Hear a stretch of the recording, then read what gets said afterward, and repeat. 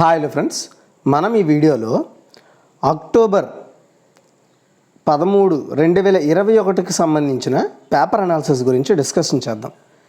కాబట్టి మీ అందరూ చేయాల్సింది ఏంటంటే ఇలాంటి మరిన్ని అప్డేట్స్ కోసం మన ఛానల్ని ఫాలో అవుతూ సబ్స్క్రైబ్ చేసుకొని పక్కన వచ్చే బెల్ ఐకాన్ని యాక్టివేట్ చేసుకోవాలి. ఇవి మీకు ఫర్దర్గా మీ ఫ్యూచర్లో మీరు రాయబోయే కాంపిటేటివ్ జాబ్స్కి బాగా యూస్ఫుల్గా ఉంటుంది.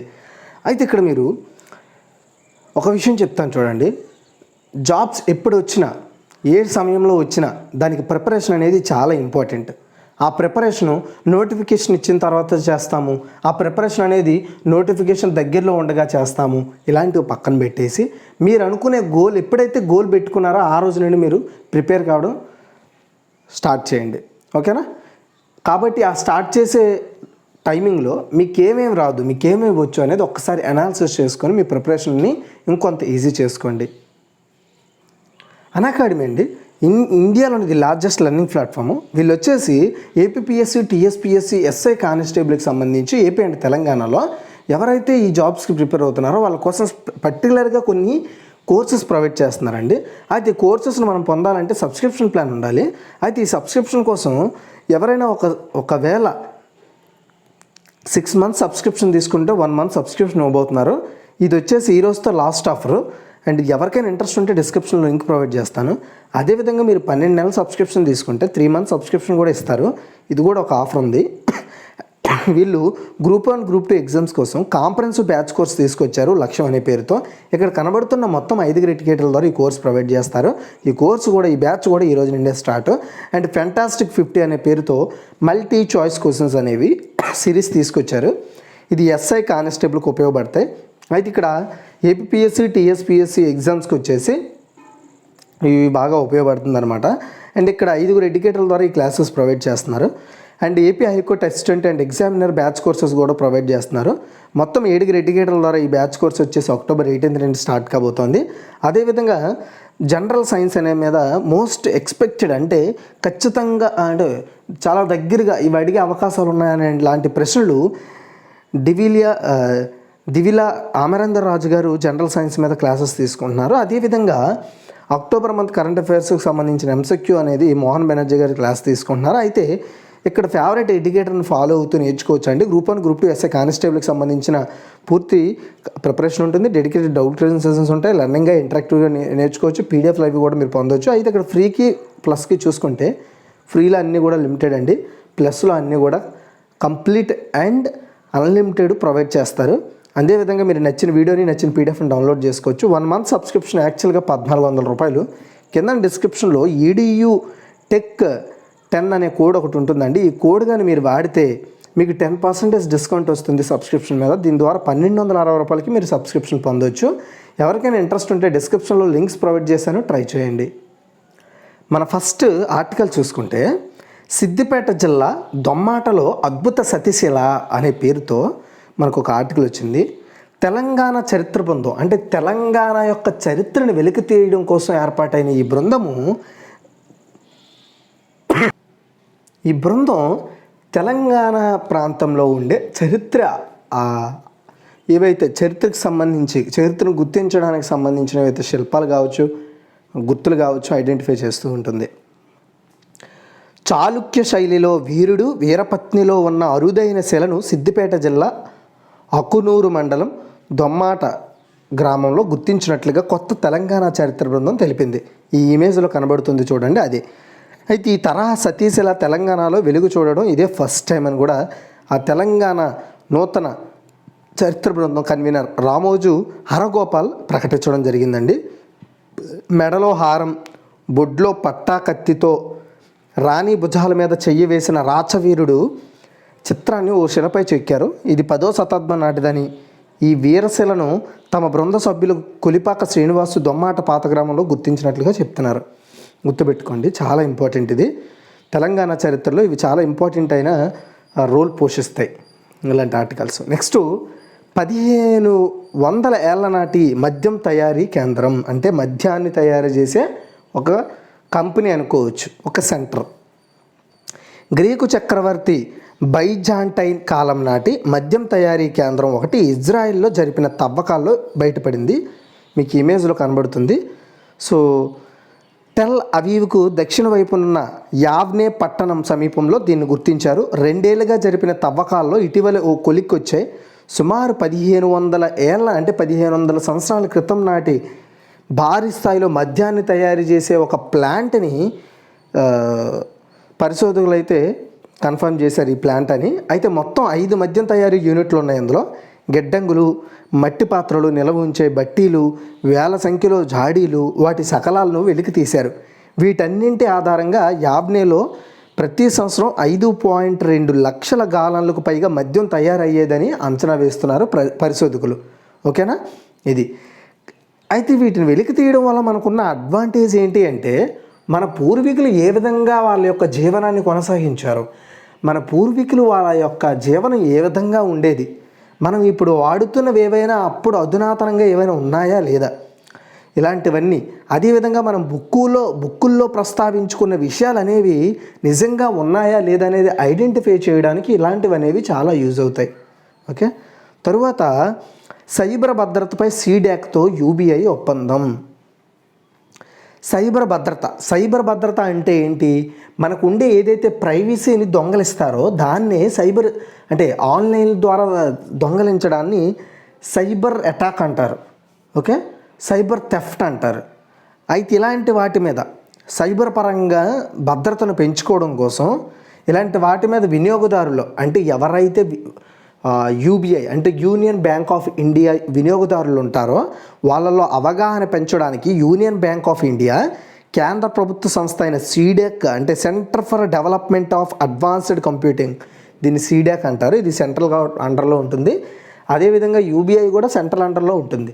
కానీ ఒక సంస్థ ఇంకొక సంస్థతో కలిసి పనిచేయాలంటే ఒప్పందం అనేది ముఖ్యం. ఓకేనా, అది.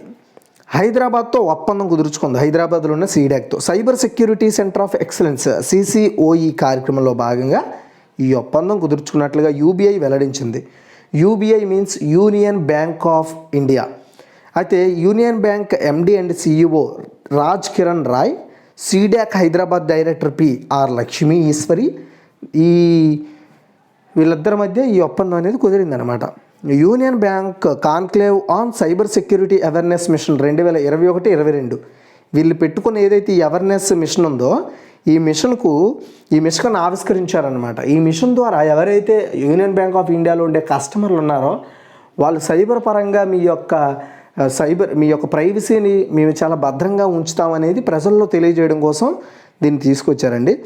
RBI, NCIIPC, CERTIn Indian cyber crime coordination centre, IDRBT Hyderabad, CDAC Hyderabad, NIBM Pune, IIT Bombay, cyber Jagriti foundation ప్రతినిధులు ఇందులో పాల్గొన్నారు ఈ ఒప్పందంలో. ఓకేనా, ఇది మ్యాటర్ గుర్తుపెట్టుకోండి. తరువాత NCPCR చైర్పర్సన్ ప్రియాంక పదవికాలం పొడిగింపు. NCPCR అంటే national child rights and security commission, NCPCR తెలుగులో జాతీయ బాలల హక్కుల పరిరక్షణ కమిషన్ అనమాట. దీనికి చైర్పర్సన్గా ప్రజెంట్ ఎవరైతే ఉన్నారో ప్రియాంక కన్నోంగో, గుర్తుపెట్టుకోండి, ప్రియాంక కన్నోంగో. ఈమె యొక్క పదవి కాలాన్ని అంటే ఆమె పనిచేసే కాలాన్ని, ఆ పదవిలో ఆమె పనిచేసే కాలాన్ని సెంట్రల్ గవర్నమెంట్ ఇంకొక 3 years పాటు పొడిగించింది. 2018లో తొలిసారి ఆయన చైర్పర్సన్గా నియమితులయ్యారు. ఈ నెల 17 నాటికి పదవికాలం ముగియనుండగా అంటే ఈ నెల 17తో అతని పదవికాలం అయిపోతుంది. అయితే మరో 3 years పాటు ఆయన పదవికాలాన్ని పెంచింది కేంద్ర మహిళా శిశు అభివృద్ధి శాఖ. దానికి సంబంధించిన గెజిట్ నోటిఫికేషన్ని రిలీజ్ చేసింది. గెజిట్ నోటిఫికేషన్ అంటే అది చట్టపరమైన గుర్తింపుగా, చట్టపరమైన నోటిఫికేషన్గా వెలువచ్చిందనమాట. తర్వాత PM సలహాదారుడిగా ఖరే. ఈ ఫోటోలో కనబడుతున్న వ్యక్తి పేరు అమిత్ ఖరే. అయితే కేంద్ర ఉన్నత విద్యాశాఖ కార్యదర్శిగా అంటే సెక్రటరీగా గత నెల 30న పదవి విరమణ చేసిన అమిత్ ఖరే ప్రధానమంత్రి సలహాదారుడిగా, మన ప్రధానమంత్రి ఎవరండి, నరేంద్ర మోదీ యొక్క సలహాదారుడిగా నియమితులయ్యారు. 1985 జార్ఖండ్ క్యాడర్ IAS అధికారి అయిన ఆయన ఒకే కాలంలో ఉన్నత విద్యాశాఖ, సమాచార ప్రసార శాఖల కార్యదర్శిగా వర్క్ చేశారు. జాతీయ నూతన విద్యా విధానాన్ని అమల్లోకి తీసుకురావడంలో ఇతను కీలక పాత్ర పోషించాడు, కీ పర్సన్. అండ్ సెక్రటరీ హోదాలో పిఎంఓలో సలహాదారుడిగా ఒప్పంద ప్రతిపాదికన 2 ఏళ్ల కాలానికి ఆయన నియమిస్తూ కేంద్ర నియామక వ్యవహారాల కేబినెట్ కమిటీ నిర్ణయం తీసుకున్నట్లుగా ఉత్తర్వుల్లో సిబ్బంది వ్యవహారాల మంత్రిత్వ శాఖ ఒక నోటిఫికేషన్ని వెలువరిచింది. కాబట్టి సలహాదారుడిగా అయిన 2 ఇయర్స్ పాటు ప్రజెంట్ ఎవరైతే ప్రైమ్ మినిస్టర్ ఉన్నారో అంటే ప్రధాని మోదీ గారికి సలహాదారుడిగా ఉంటారు. చాలామంది సలహాదారులు ఉంటారు, అందులో ఇతను కూడా ఒకడుగా ఉంటాడనమాట. అది తరువాత భారత వృద్ధి 9.5% ఐఎంఎఫ్ అంచనా. ఐఎంఎఫ్ అంటే ఇంటర్నేషనల్ మానిటరీ ఫండ్, అంటే దీన్ని తెలుగులో అంతర్జాతీయ ద్రవ్యనిధి సంస్థ అంటారు. ఇది యునైటెడ్ నేషన్స్ ఒక బాడీ, యునైటెడ్ నేషన్స్కి చెందిన బాడీ. యునైటెడ్ నేషన్స్ అంటే ఐక్యరాజ్య సమితికి చెందిన ఒక అనుబంధ సంస్థ అని చెప్పాలి. భారత ఆర్థిక వ్యవస్థ ప్రస్తుత సంవత్సరంలో 9.5% వృద్ధిని నమోదు చేసే అవకాశం ఉందని అంతర్జాతీయ ద్రవ్యనిధి సంస్థ ఐఎంఎఫ్ అంచనా వేసింది. ఓకే, 2022లో 8.5% వృద్ధి నమోదు కావచ్చని తాజాగా రిలీజ్ చేసిన ప్రపంచవ్యాప్త వృద్ధి అంచనాలు WEO నివేదికలో పేర్కొంది. ఇక ప్రపంచ వృద్ధి ప్రస్తుత సంవత్సరంలో 5.9%, 2022లో 4.9%గా నమోదయ్యే ఛాన్స్ ఉందని వెల్లడించింది. మరోవైపు చైనా వృద్ధి రేటు 2021లో 8%గా ఉండొచ్చని చెప్పింది. 2022లో 5.6%గా నమోదు కావచ్చని చెప్పింది. ఓకే, అంటే ఇక్కడ మీరు చూసారా, ఇక్కడ ఏదైతే ప్రపంచవ్యాప్త వృద్ధి రేటు అదేవిధంగా చైనా యొక్క వృద్ధి రేటు 2022లో ఇంచుమించు ఒకే వరుస నెంబర్లు, అంటే 5, 4, 5 ఆ వేలోనే ఉంచింది. అంటే అదే సింపుల్గా తెలుస్తుంది. నేను నిన్న ఒక ఆర్టికల్లో చెప్పాను, మీరు చూడకపోతే చూడండి ఒకసారి. నిన్న ఎడిటోర్లో చెప్పాను, ప్రపంచ అంతర్జాతీయ సంస్థలు ఏవైతే ఉన్నాయో అవి చైనాని హైలైట్ చేయడానికి ప్రయత్నాలు చేస్తున్నాయి అని నేను చెప్పాను. అందులో మళ్ళీ ఇది కూడా ఒక భాగం కావచ్చు. ఎందుకంటే ఇంటర్నేషనల్ మానిటరీ ఫండ్ అనేది ఇంటర్నేషనల్ ఆర్గనైజేషన్ అయిన యునైటెడ్ నేషన్స్ కింద పనిచేస్తుంది. అది చూద్దాం. నెక్స్ట్ ఎడిటోర్లు అండి. రీసెంట్గా ఒక చిన్ననే కాదు కానీ ఒక పెద్ద కొనుగోలే జరిగింది. అదే ఎయిర్ ఇండియా. ఎయిర్ ఇండియా మొన్నటి వరకు సెంట్రల్ గవర్నమెంట్ అండర్టేకింగ్లో ఉండేది. ఇప్పుడు దాన్ని టాటా కొనుక్కుంది. ఎయిర్ ఇండియాకు సర్కారు టాటా. అంటే ఎయిర్ ఇండియా ఏదైతే విమానయాన సంస్థ ఉందో, అంటే విమానాలను నడిపే కేంద్ర ప్రభుత్వ హయాంలో పనిచేసే ఎయిర్ ఇండియా సంస్థ ఉందో దానిని టాటా గ్రూప్ కొనుగోలు చేసింది. ఇక్కడ మనకి టైటిల్ కూడా చాలా బాగా హైలైట్ చేశారు. ఎయిర్ ఇండియాకు సర్కారు టాటా. అంటే ఎయిర్ ఇండియా సంస్థకు సర్కార్ అంటే ఏంది, ప్రభుత్వము. టాటా చెప్పేసింది అంటే బాయ్ అంటే విడిచిపెట్టింది అని చెప్తున్నారు. అసలు అది ఏంటి, ఆ సిచ్యువేషన్ ఎందుకు వచ్చింది, దాని గురించి పూర్తి విషయాలు ఈ ఎడిటోర్లో తెలుసుకుందాం. కేంద్ర ప్రభుత్వం ఎయిర్ ఇండియాను టాటా గ్రూప్ పరం చేయడంపై అటు ఉద్యోగులు కానీ అదేవిధంగా ఉద్యోగ నుంచులు కానీ ఇటు రాజకీయ వర్గాల నుంచి కానీ తక్షణ విమర్శలు ఏవి రాలేదు. నిజంగా ఎయిర్ ఇండియా అమ్మేస్తున్నారంటే ఎవరికి పెద్ద ఇదేం అనిపించలా. ఎందుకు అనేది మీకు లాస్ట్లో నేను ఒకసారి చెప్తాను. అయితే రాజకీయ వర్గాలు కూడా సైలెంట్గానే ఉన్నాయి. ఫలితంగా ఎన్డీఏ ప్రభుత్వం ఇక సంస్కరణల పదంలో మరింత జోరుగా ముందుకు సాగనుందనే విశ్లేషణలు వస్తున్నాయి. ప్రైవేటీకరణకు తోడుగా అంతర్జాతీయ పెట్టుబడిదారులను ఆకర్షించడానికి, రాబోయే డిజిటల్ పారిశ్రామిక యుగానికి దేశాన్ని సంసిద్ధం చేయడానికి కేంద్రం కట్టుబడి ఉంది. ఆ మేరకు ఆత్మవిశ్వాసంతో ముందడుగు వేయడానికి ఎయిర్ ఇండియా ప్రైవేటీకరణ తోడ్పడవచ్చు. దశాబ్దానికి పైగా ₹1 కూడా లాభం ఆర్జించలేకపోయిన ఎయిర్ ఇండియాకు ప్రస్తుతం రోజుకి 20 కోట్ల రూపాయలు నష్టం వస్తుంది. ఆ సంస్థ నిలబెట్టడానికి ప్రభుత్వం మరెంతో కాలం ప్రజాధనాన్ని వెచ్చించే స్థితిలో లేదు. అసలే కోవిడ్తో కుదేలైన మన ఇండియన్ ఫైనాన్షియల్ సిస్టము ఇంత భరించే ఛాన్స్ లేదు. ప్రభుత్వం పాలించడమే తప్ప వ్యాపారం చేయడం కాదని రీసెంట్గా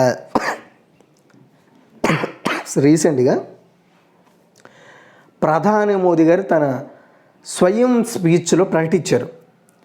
సర్కార్ అనేది పాలిస్తుంది, వ్యాపారం చేయడానికి కాదని క్లారిటీగా చెప్పింది. దాని గురించి కూడా మీకు ఒకసారి మళ్ళీ లాస్ట్లో చెప్తాను. ప్రభుత్వ రంగ సంస్థల వాటాలను ప్రైవేట్ రంగానికి విక్రయించే కార్యక్రమాన్ని చేపట్టింది. దాన్ని మరింత బలంగా ముందుకు తీసుకెళ్లడానికి ఎయిర్ ఇండియాకు అమ్మకం ఊతమిస్తోంది. Tata Sons chairman sir Dorabji Tata 90 సంవత్సరాల క్రితం అయిష్టంగా ఇచ్చిన ₹2 లక్షల మూలధనంతో జేఆర్డీ టాటా ఎయిర్ ఇండియాను ప్రారంభించారు. దాన్ని 68 ఏళ్ల క్రితం కేంద్రం జాతీయకరించింది. అంటే ప్రభుత్వ ఆధీనంలోకి తీసుకుంది. దాన్ని యాక్చువల్గా టాటా గ్రూప్ వాళ్ళే స్టార్ట్ చేశారు, మళ్ళీ టాటాలోకి ప్రభుత్వంలోకి జాతీయకరణం చేశారు. రీసెంట్గా ఎయిర్ ఇండియాను టాటా గ్రూప్ మళ్ళీ కొనుగోలు చేయడంతో ఆ సంస్థ పుట్టింటికి తిరిగి చేరినట్లయింది. అంటే ఎవరైతే ఆ సంస్థ స్టార్ట్ చేశారో మళ్ళీ వాళ్ళకి వెళ్ళిపోయింది. ఎయిర్ ఇండియాతో పాటు లాభాల్లో నడుస్తున్న అనుబంధ సంస్థ ఎయిర్ ఇండియా ఎక్స్ప్రెస్ను పూర్తిగా రవాణా కార్యకలాపాలు నిర్వహించే ఏఐశాట్ సంస్థలో 50% వాటాలను టాటాలు కైవసం చేసుకున్నారు. ఇందుకు స్పేస్ జెట్ పోటీ పడినా దానికన్నా ఎక్కువ ధర కోట్ చేసి టాటా గ్రూప్ వేలంలో గెలిచింది. దీనివల్ల స్వదేశంలో అంటే మన సొంత దేశంలో 4400 అంతర్జాతీయంగా 1800 ల్యాండింగ్ పార్కింగ్ ప్రదేశాలు అంతర్జాతీయ విమానాశ్రయాల్లో దీనివల్ల స్వదేశంలో 4400 అంతర్జాతీయంగా 1800 ల్యాండింగ్ పార్కింగ్ ప్రదేశాలు అంతర్జాతీయ విమానాశ్రయాల్లో 900 స్లాట్లు టాటా చేతిలోకి వెళ్తాయి. ఇవన్నీ కూడా ఎయిర్ ఇండియా మెయింటైన్ చేస్తున్న ల్యాండింగ్ పార్కింగ్ ప్రదేశాలు అండ్ స్లాట్లు. దాదాపు 140 ఎయిర్ ఇండియా విమానాలు వారి ఆధీనంలోకి వెళ్తాయి. విదేశాలకు విమానాలను నడిపే ఎయిర్ ఇండియా స్వదేశంలో విమాన సర్వీసులు నిర్వహించే ఇండియన్ ఎయిర్లైన్స్ చాలా కాలం లాభాల్లో నడిచాయి.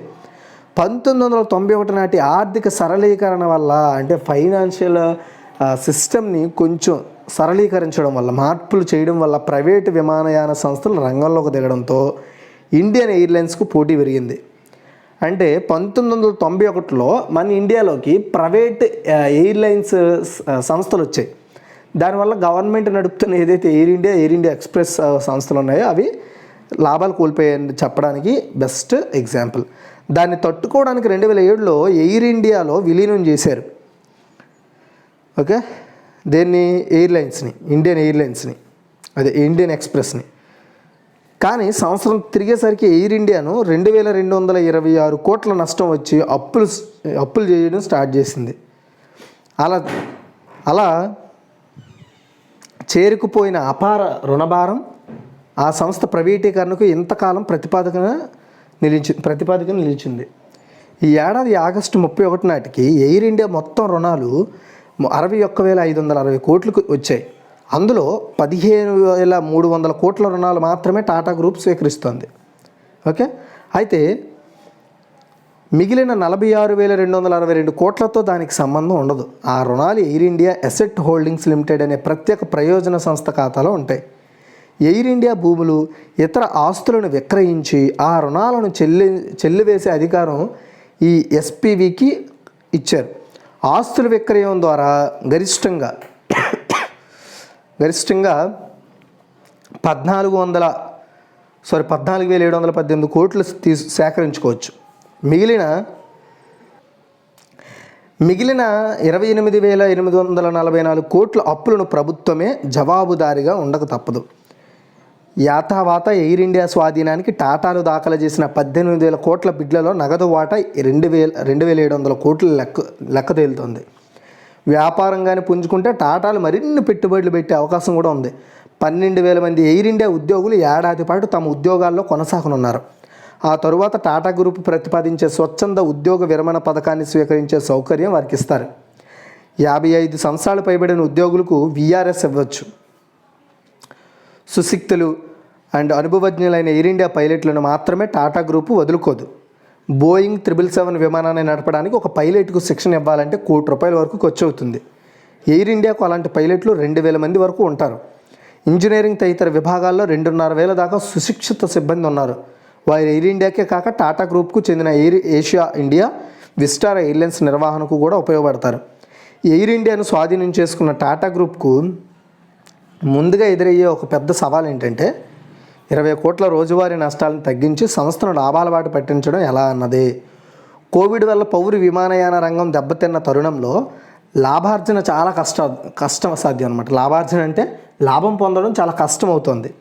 ప్రస్తుతం విమానాశ్రయాల్లోనూ ఇతరాత్ర వివిధ సేవలను అందించే టెండర్లను ఎయిర్ ఇండియా చెల్లింపులు బాగా ఆలస్యం అవుతున్నాయి. లీజు రుసుముల కింద 18,000 కోట్లు చెల్లించాల్సి వస్తుంది. టాటా గ్రూప్కు ఎయిర్ ఇండియాతో పాటు మరో 2 ఎయిర్లైన్స్లు ఉన్నందువల్ల అందులో రాయితీని అభ్యర్థించవచ్చు అండ్ వెండర్లకు చెల్లించే రుసుములను తగ్గించాలని కోరవచ్చు. ఆ వెండర్లలో చాలామందికి రాజకీయ సంబంధాలు ఉన్నమాట నిజమే అయినా కేంద్రం ప్రైవేటీకరణకు కట్టుబడి ఉండడం వల్ల వాటిని పట్టించుకోకుండా ఆ ప్రైవేటీకరణను తగ్గించుకున్న సంస్థలకి సహాయం చేసి వాళ్ళకు కొన్ని వెసులుబాట్లు కల్పించే ఛాన్స్ అనేది ఖచ్చితంగా ఉంటుంది. లేకపోతే ఏ సంస్థ కూడా ఉత్తినే కొనుగోలు చేయదు. మొత్తం మీద ఎయిర్ ఇండియా ప్రైవేటీకరణ చాలా సంక్లిష్ట కార్యం. దాన్ని దిగ్విజయంగా పూర్తి చేసిన కేంద్రం ఇక బీపీసీఎల్ ప్రైవేటీకరణ పైన ఎల్ఐసి ఐపీఓ మీద దృష్టి కేంద్రీకరించనుందని చెప్పాలి. అయితే ఒక విషయం చెప్తానండి,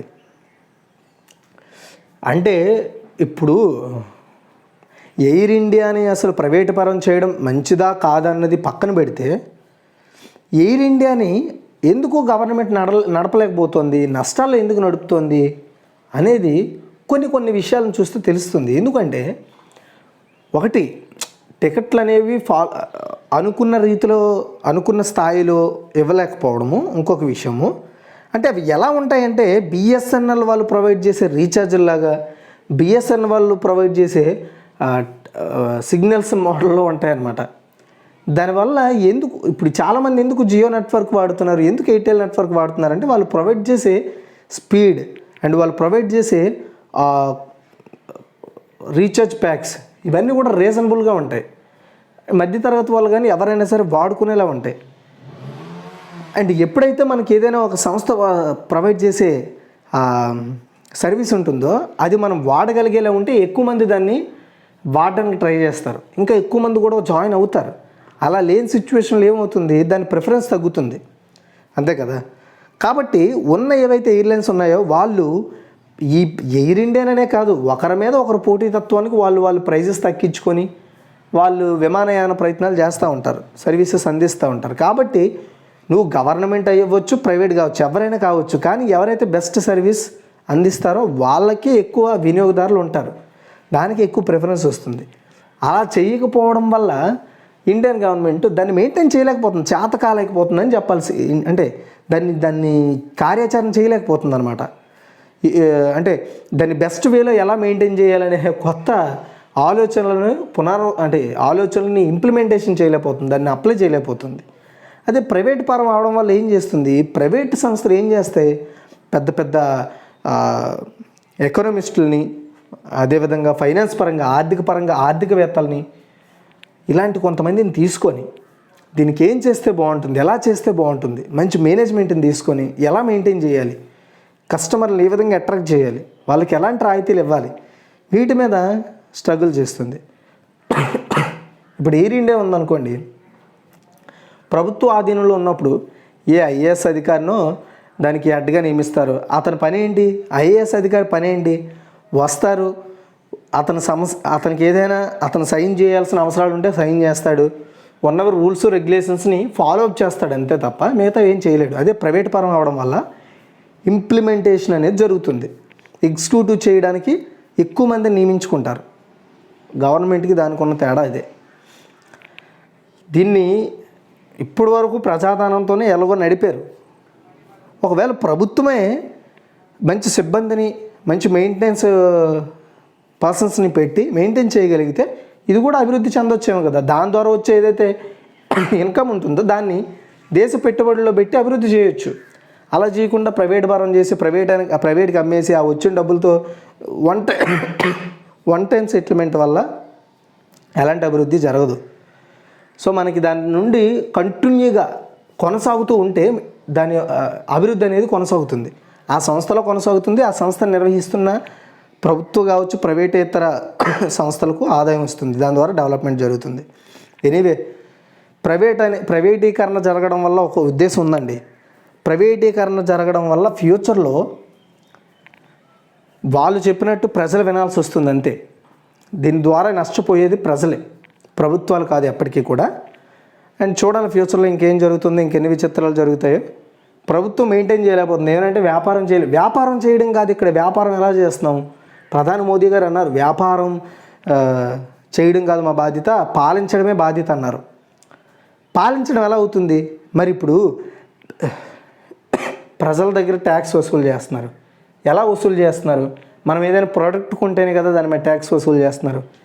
అంటే ఆ ట్యాక్స్ అనేది ఏ ఉత్పత్తి మీద జరుగుతుంది?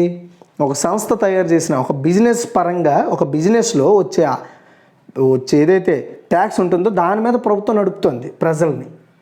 మరి ఇది కూడా ఒక వ్యాపారమే కదా. కాబట్టి ఇలాంటి మాటలు కాకుండా అభివృద్ధి చేసేలా ప్రభుత్వాలు నిర్ణయాలు తీసుకుంటే చాలా బాగుంటుందనే ఉద్దేశం.